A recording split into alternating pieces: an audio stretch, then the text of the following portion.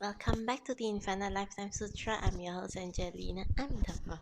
So for this episode, we are going to look at this particular phrase. We continue from where we dropped off.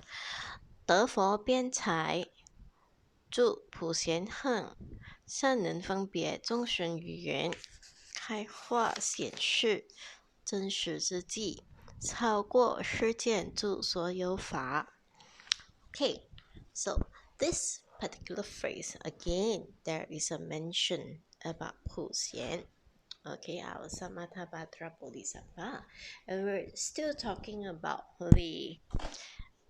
all the great Bodhisattvas that have come to the Dhamma talk, and they are praised by the Buddhas, and they are praised not just by our Gautama Buddha, not just by Amitabha, but by all the Buddhas in the entire universes. Okay, so why are they praiseworthy? In the past episode, we learned about their ability to transcend time and space.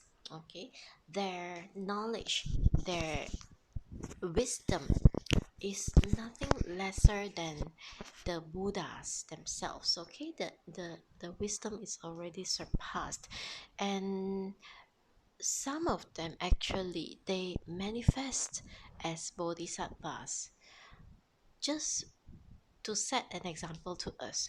Okay,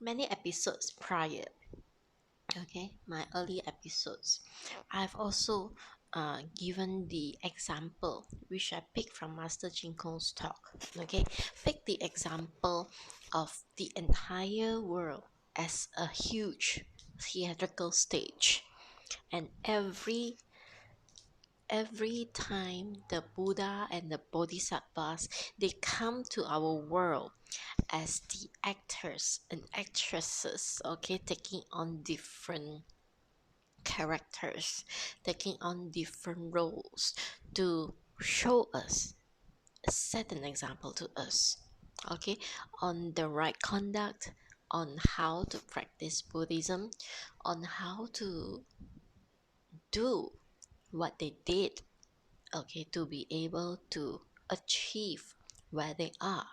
Okay, that's setting an example for us to follow, right?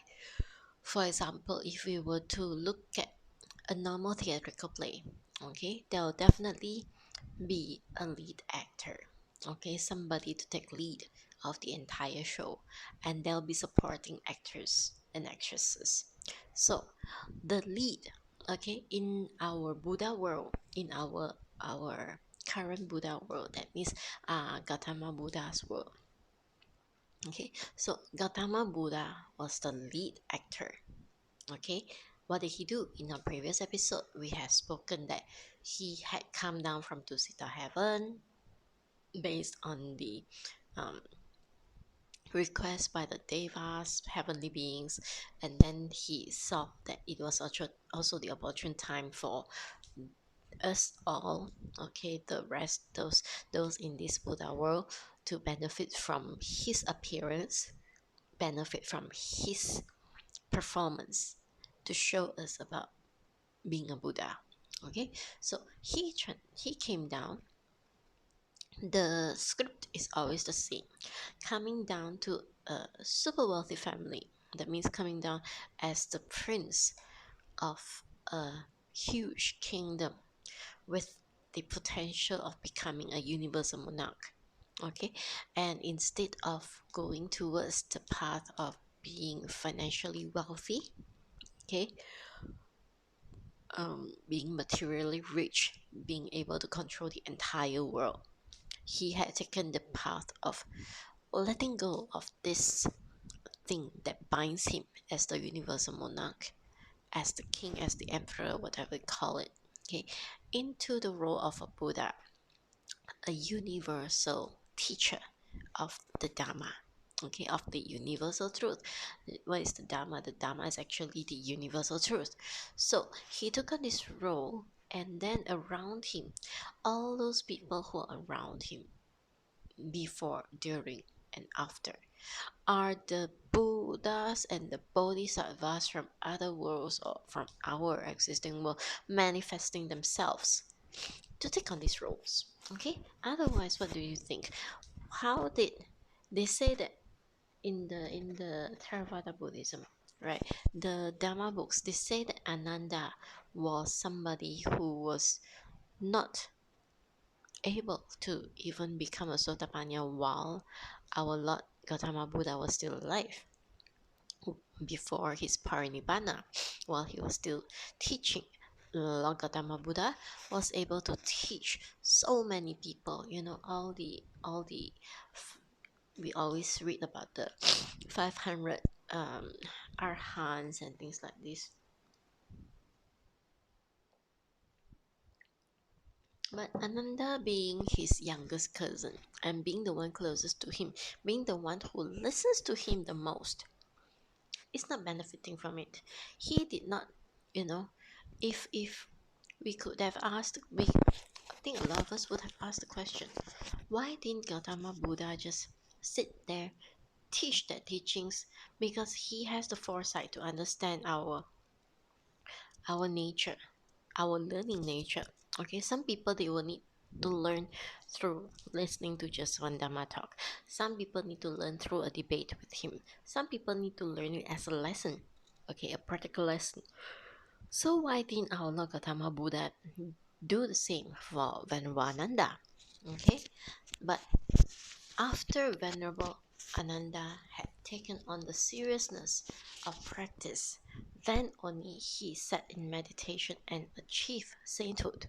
Okay, according to the Theravada Buddhism texts. Why was this told to us, in fact?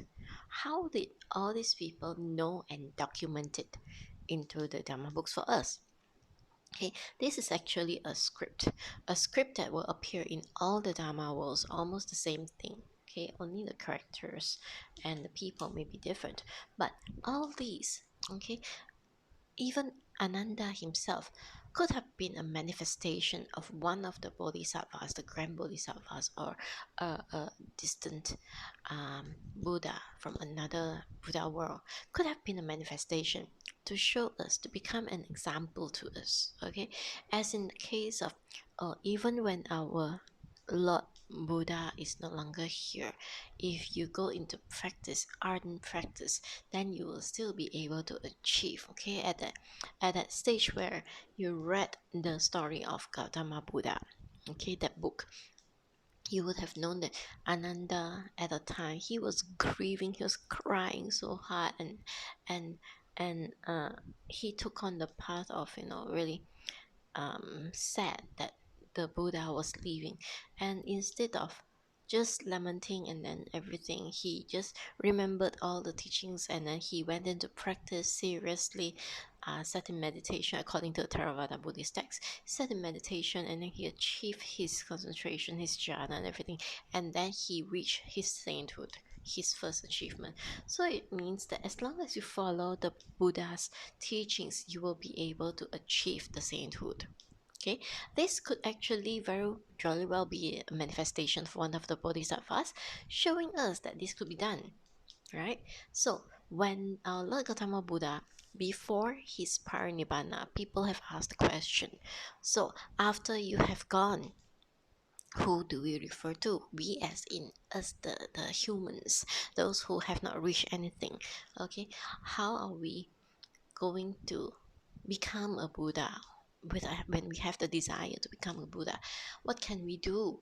There'll be so many fake teachers, there'll be so many people whose achievement is like nothing, and they can fake that they are something. Okay, what is the benchmark that we're looking for? What is the reference that we're looking for? So our Gautama Buddha said, don't just listen to a person because he wears the robe. Don't just listen to a person because he can talk. Don't just listen to a person because he looks like me. Okay, don't even, looks like Gautama Buddha. Okay, don't even believe in someone who looks like him. Believe in the teachings. The Dhamma will be the guidance, the Dhamma will be the teaching. So that's why Lord Gautama Buddha has never, passed on his throne.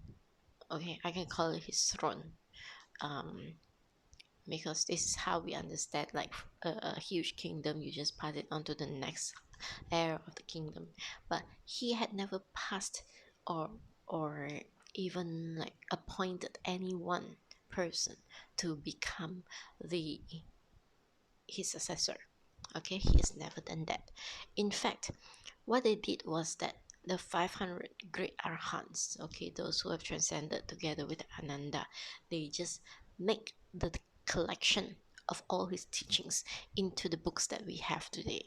Okay, they sat and they recounted the stories, and then they debated if, let's say, there is something that is recounted that is not the same as what all of them agreed, then it is not the right thing.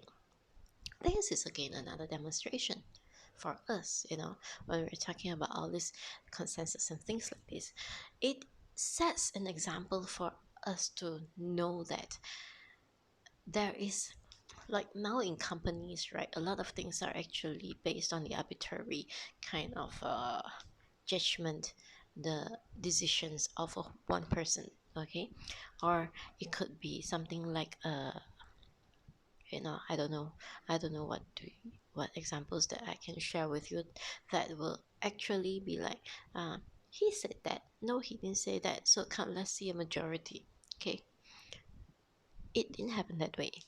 It's like among all of them, all 500 of them plus Ananda, if one person, Ananda, will be speaking, that if one person say, I didn't remember it as that way, it wasn't said that way, so the entire thing will be gone. Okay, it will not be recorded as the Dhamma. Okay, it will not enter as the Dhamma, as part of the Dhamma that we see today. Okay, however, as time goes by, of course, I'm a bit cautious about the translation of the Dhamma text. Okay, because in the past, when you look at all the translations that have been done from the original text language into the language that we see today, all these translations are actually done with the help and the push from the Bodhisattvas and the blessings of the Buddhas. Okay, because in the story about the translation, it's not normal human that can translate it the way that we are able to see it now. Okay, it would have been with the help of uh, the Buddhas and the Bodhisattvas. It would be with their blessings. Okay, I recount there was one episode, I don't know which episode, I think many episodes, where our Venerable Master Kong, he was sharing about the translation of this Dhamma text that we follow for the Infinite Lifetime Sutra. Right? It's like when the guy wanted to do the translation. Hey, this person, this practitioner, when he wanted to do the translations, he was being helped by all around him.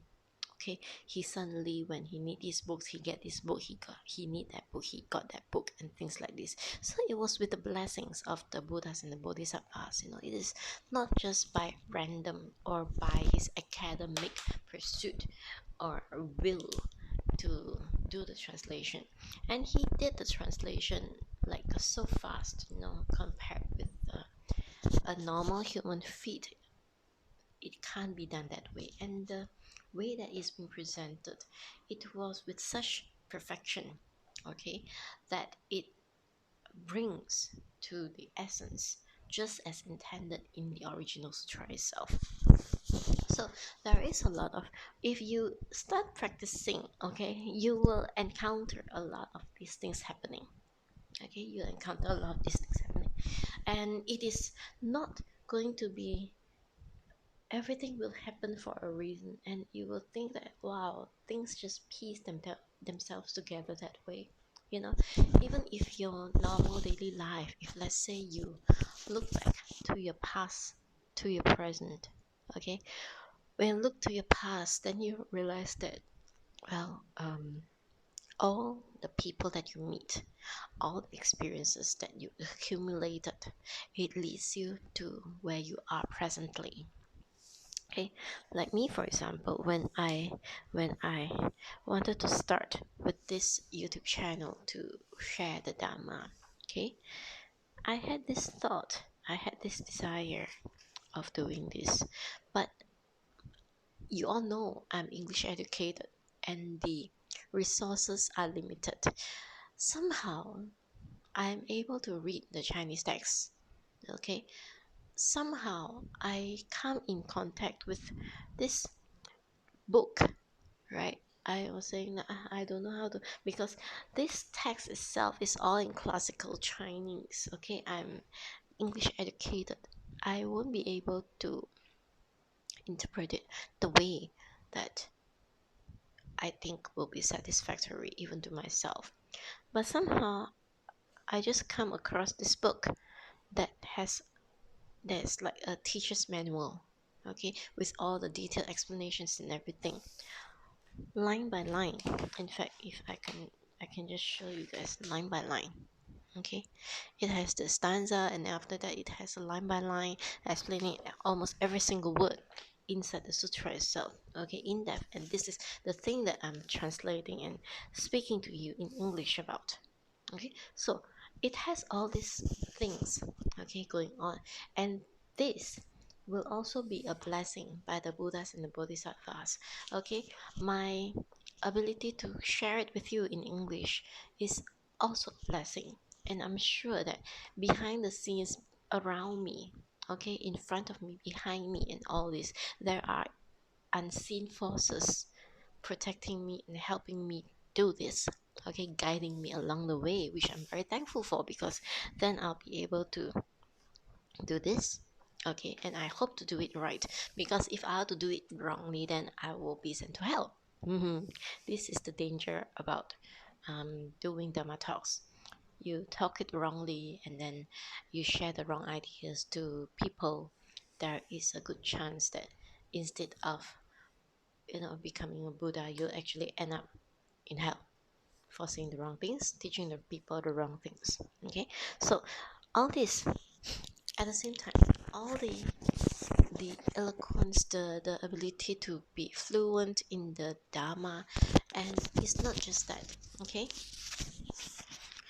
all the great bodhisattvas, they have this same flair, this same ability to that's similar to the Buddha, okay, to share, to teach us the Dhamma, to be able to create the opportunities, okay, the events that will teach us, guide us about the Buddha Dhamma, for us to be, I won't say great enlightenment, okay, I will say that the realizations of the Dhamma in our daily lives, the ability for them to come to us, in various forms, teaching us in various methods, something that is similar to the Buddhas.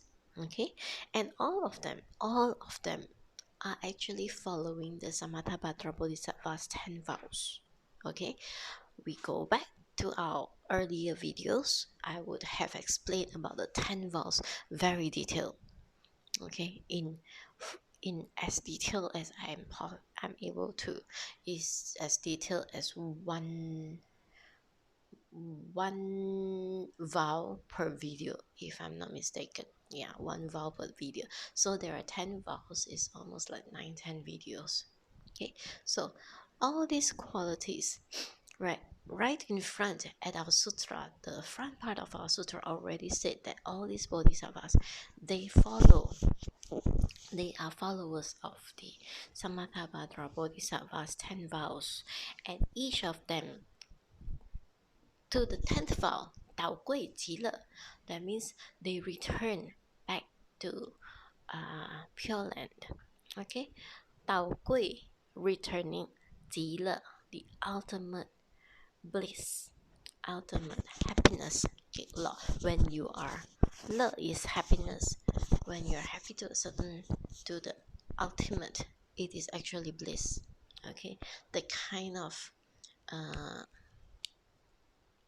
euphoria, but it's not like oh happy, that kind of happy. It's like, it's all so peaceful, it is all so calm, it is totally blissful. All right, that kind, you return to that, which is a form of a quality of Pure Land Buddhism. Okay, all the calmness, all the beauty, all that, you'll feel that it is, in certain circumstances, when you feel that the sky is so bright. Okay, after some, compared with some dark skies, you just feel that, oh, the sky is so bright, everything is so wonderful. That kind of happiness, the kind of happiness that gives you the serenity, the calmness, the peace, the bliss that you just cannot explain. Okay, but all the 10 vows, the last one, 导归极乐, go back to the Pure Land. Okay, so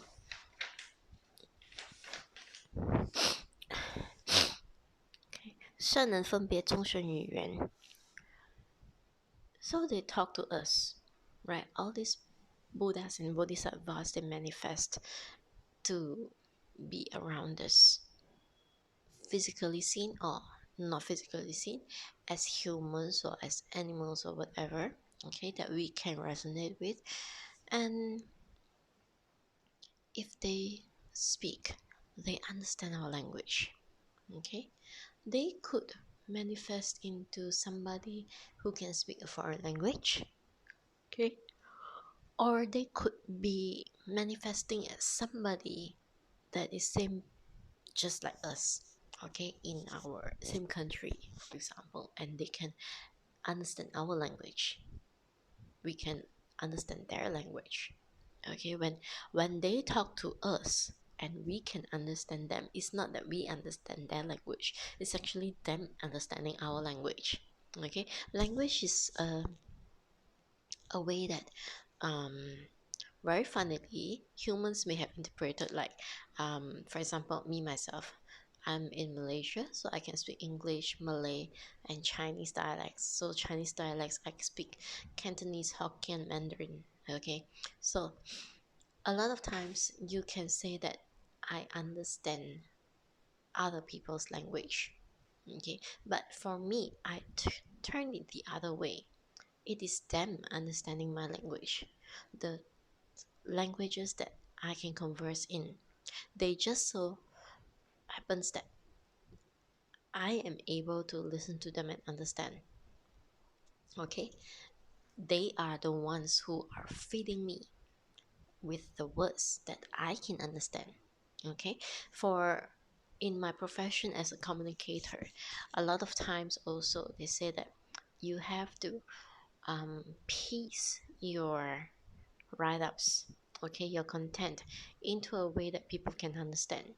Like for example, when I was in my past company for 8 years, Monica Laminates, so there are a lot of test results, okay, for the products. Okay, so all these test results, they are in, of course, scientific languages.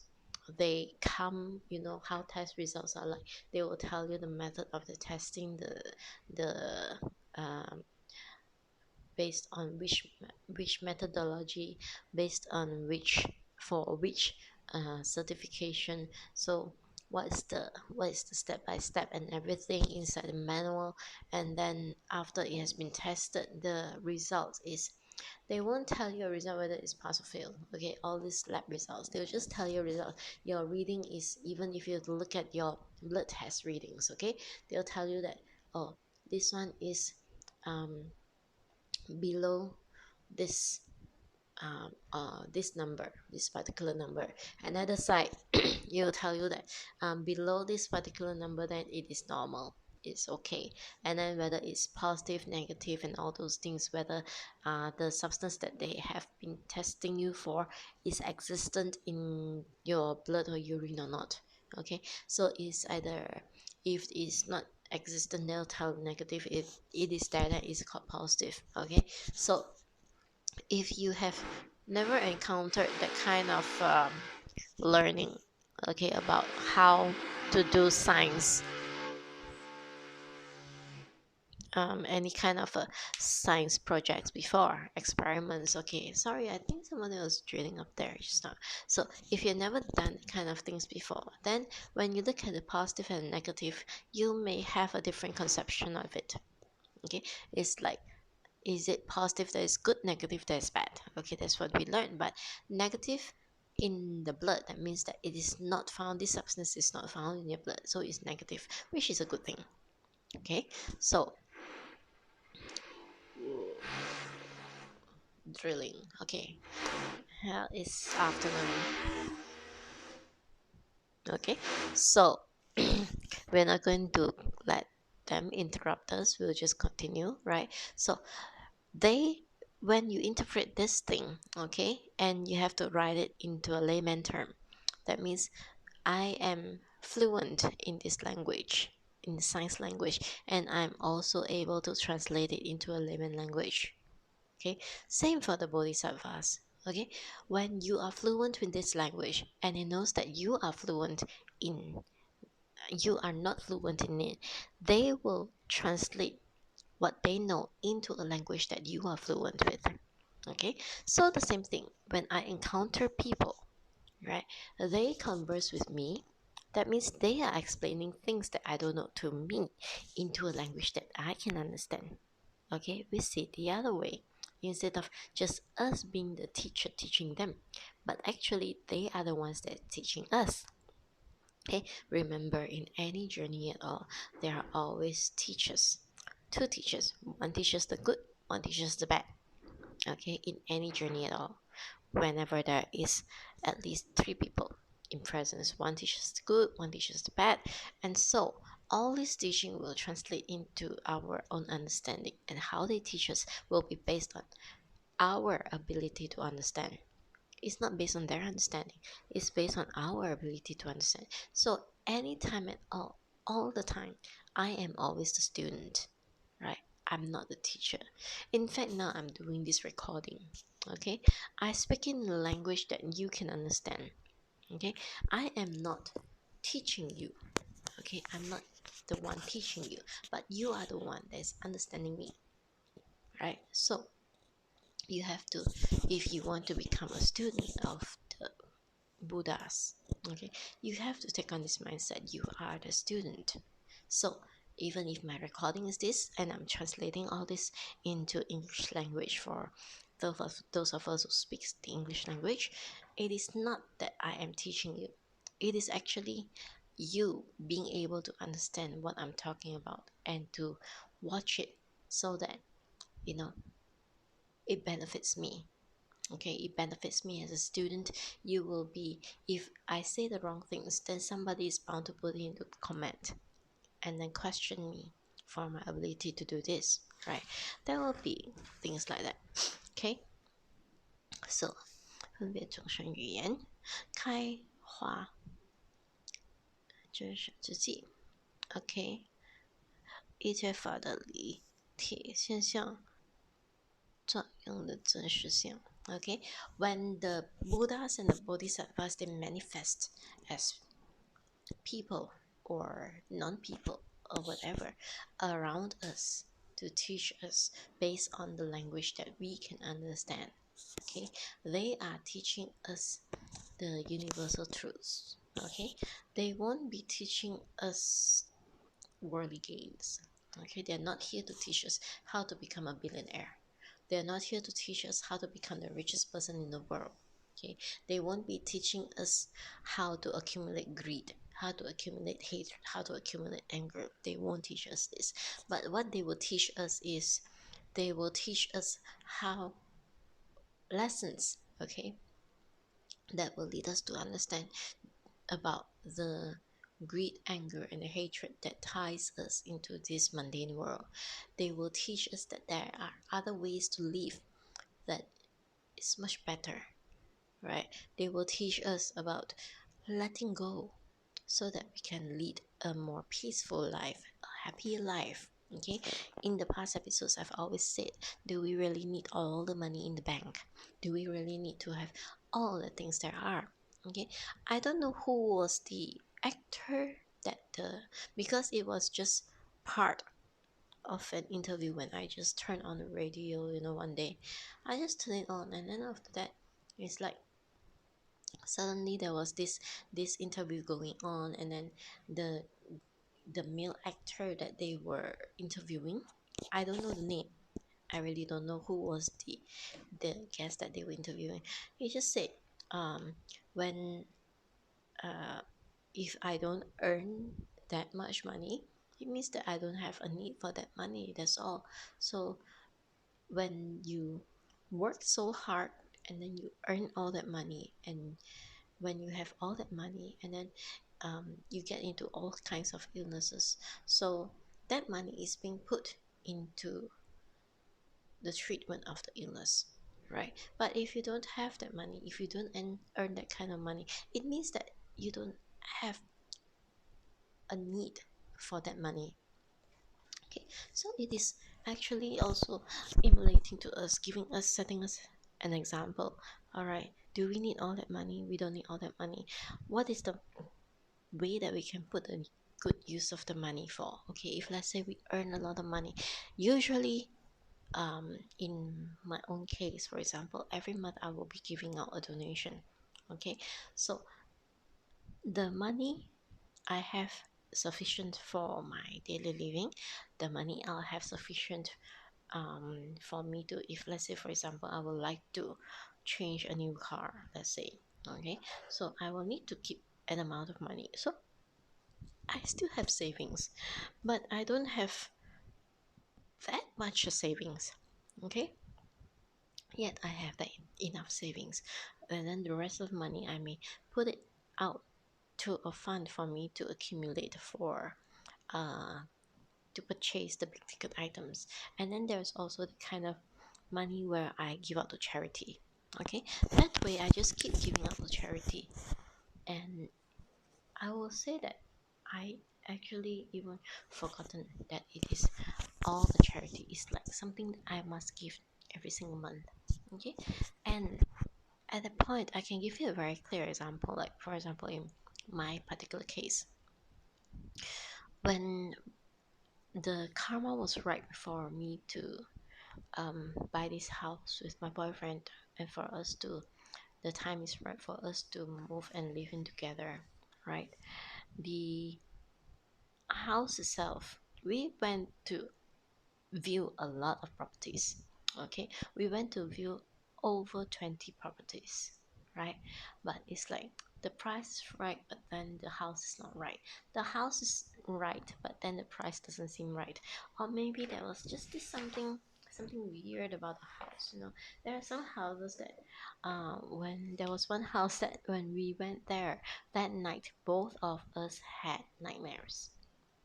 Okay, and there are also the houses that when the moment I stepped in, it was facing, its back balcony window was actually facing the cemetery.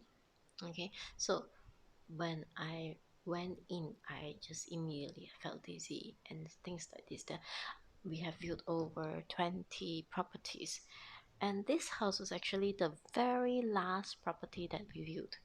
We liked the first one that we viewed, and we said, okay, the first one was the one that we liked among the pool, but it is not the one. Okay, so when we came over to this property, we liked it. It was empty. It is second hand, but it's empty. It's only like 2-3 years age. Okay, means the developer just had this as a new development for the past 2-3 years, and it's empty. Okay, not a single furnishing, bare house. So my boyfriend liked it, I also liked it, and then we think that if I just give a price to the seller. If the seller takes it, then we'll take it. If the seller stays with the price and adamant about it, then we'll take the first house. Okay, so very quickly I just messaged to the broker. I said, this house we like, but we want it at this price. And almost immediately he went to talk to the seller, and then the seller agreed to the price. Okay, so it was a very swift deal. It's like almost something that is tailored for us. And we talk about the payment. Okay, so the payment, I didn't want to take a loan because hey, I'm already near my 50s, right? This year I'm already 49 in October. So why would I want to take a loan that is like 20 years or 30 years or whatever? Even 15 years sounds like a long time, right? So I don't want to take a loan. My boyfriend doesn't want to take a loan. And the entire process itself, okay? All the things that's happening. When I look back at all the money that we spent, including for the renovations and all, it is exactly the money that we had. Okay, exactly. So there was not a dollar more, there was not a dollar less. So the money that I have accumulated, the money that I have stashed somewhere, I take it out, everything, count it together with what he puts in. Each of us has half a share. Okay, so everything put in, it was the exact figure, including for the renovations and for the lawyer fees, for the agent's fees and everything. Exact. So it proves to me, okay, if I don't need that money, I won't be having that money. If I need that money, the money is just nice, just enough. Okay, so this is how marvelous it is. You can discount the fact about how the universe works, but for me, I have also always said I passed my entire life to Amitabha to arrange. Okay, I have said that I'll just pass it to Amitabha to arrange, but please help me when I needed help. I just call out to Amitabha Buddha. I call out to Guan Pusa. Okay, when I call out to them and then I say that please help me, indeed they do help. Okay, if you live your life entirely to the blessings of the Buddhas and the Bodhisattvas, it comes as a blessing, everything in its perfect time, everything to the best arrangements there can be for your life. Okay, you just have to take it with full gratitude. You have to be just thankful for their help, grateful for what they have shared with you, because every single thing that they arrange with you is definitely going to be the best thing ever. Okay, something that mere humans cannot achieve. Okay, no matter how clever you are, how high your IQ is, the arrangements can never surpass what they achieve for you, what they arrange for you. So that's why I put my full faith into my entire life to Amitabha and to Guan Shen Pusa. Now, like some people, when I meet them, they'll be asking me about why are we not having children. Okay, I'm already near 50. Why would I bother to have any children? If I wanted to have children, right, it will be in my 30s. Okay, but the moment I've stepped into my 40s, the desire to have children becomes lesser and lesser, right? What more now I'm almost in my 50s? Why would I be thinking about having children? I don't need any children. Okay, I have nephew and nieces. That's sufficient. Okay, and it is good too, because then we will be able to help our sisters with their children if they need them. Okay, if they need help. So, and I can also dedicate my energy to help those who are orphans. Okay, those who do not have parents, because then they will become my children. They'll automatically become the universe's children. Okay, so all these, the Buddhas and the Bodhisattvas, they are able to make it in a way that it brings us mere mortals to the realization of the universal truth, okay, of the entire workings of the Buddha, the karma itself, the karma's cause and the effect, and the things that is going around us. And the most blissful thing about the thing that goes around us is if when we let go of our own grip about life, okay, just leave it to the Buddhas and the Bodhisattvas. That's what I can do.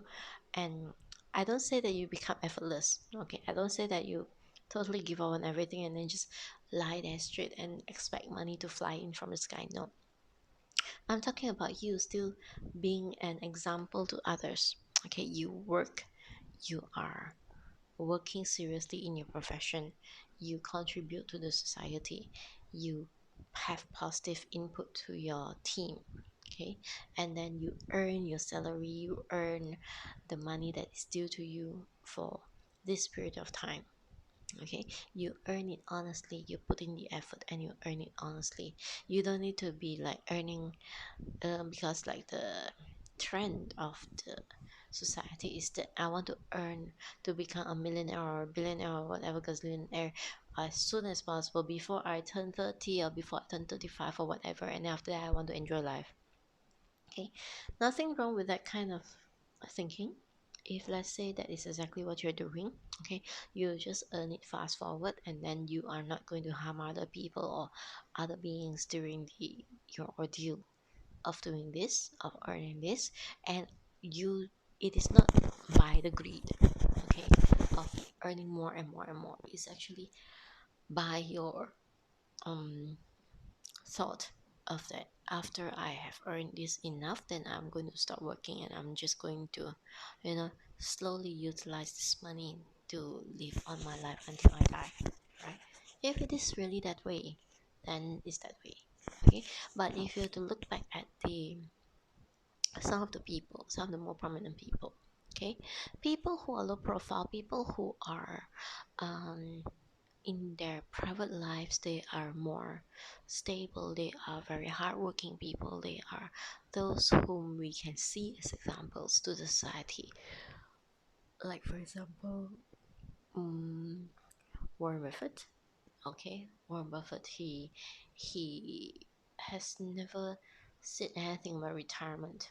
Okay, he have taught the successor of his position in Berkshire Hathaway a successor, but he himself still actively looks at the stuff, and he also makes sure that his successor does a good job, right, openly in the public.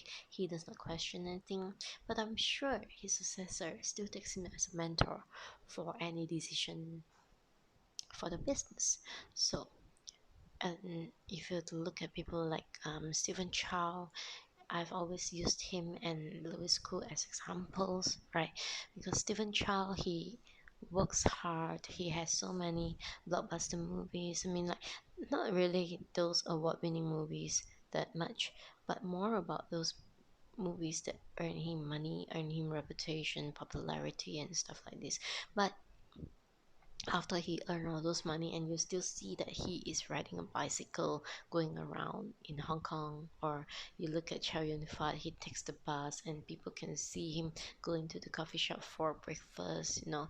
And then if you to look at Louis Koo, they managed to capture him uh, using the bicycle going to set for his movies and things like this.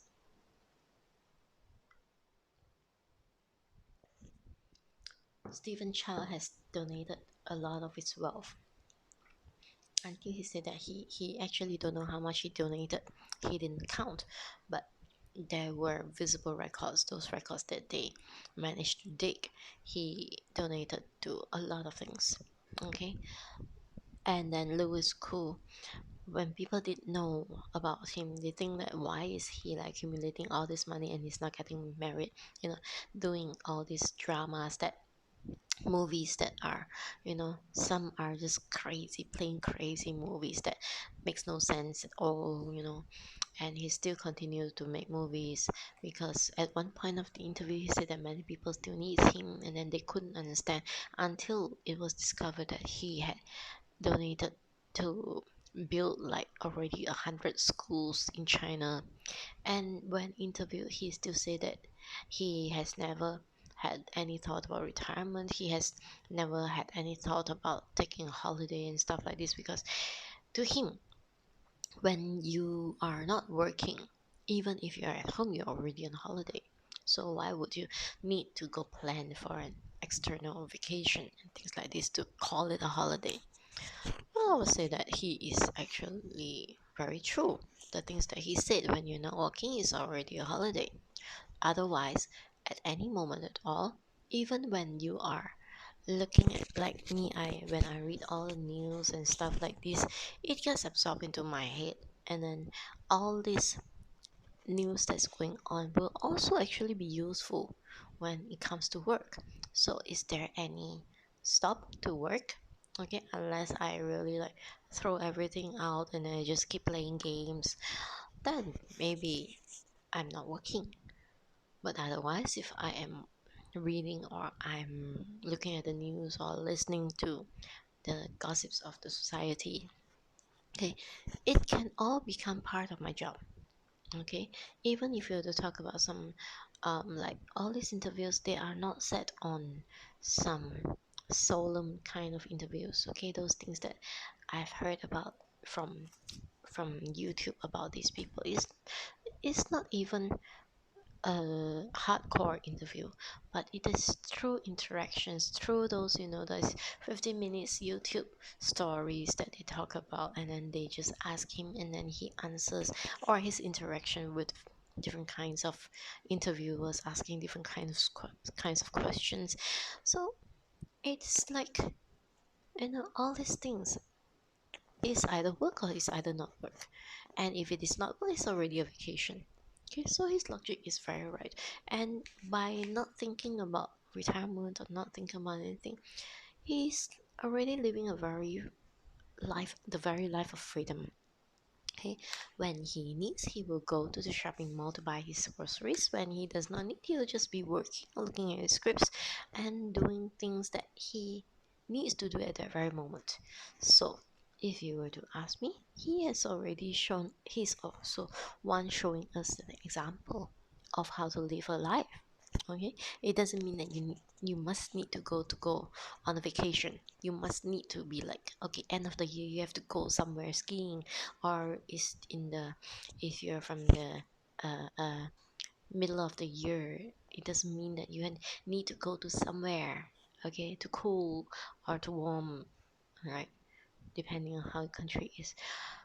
It doesn't mean that you must get on the plane or get on the ferry or get on anywhere just to float out of your country and get a job on your passport.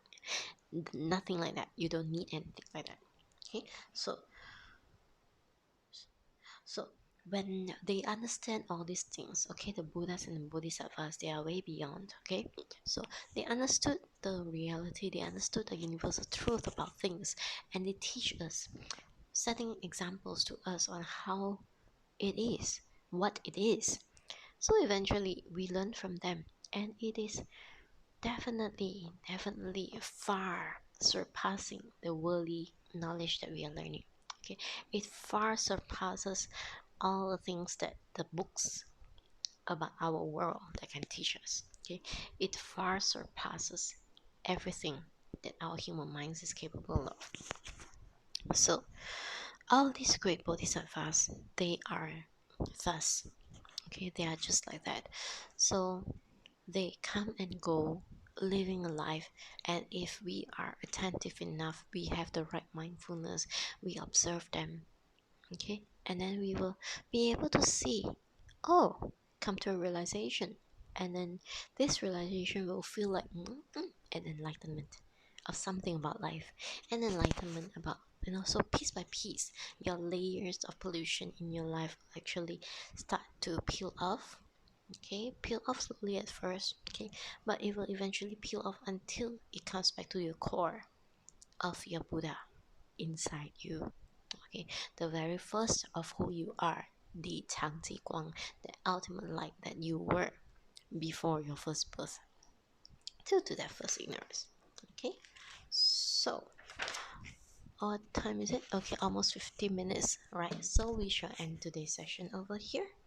Okay, and we shall continue the next episode next week. Okay, so thank you very much and have a nice day. We shall meet again. Amitabha. Bye bye.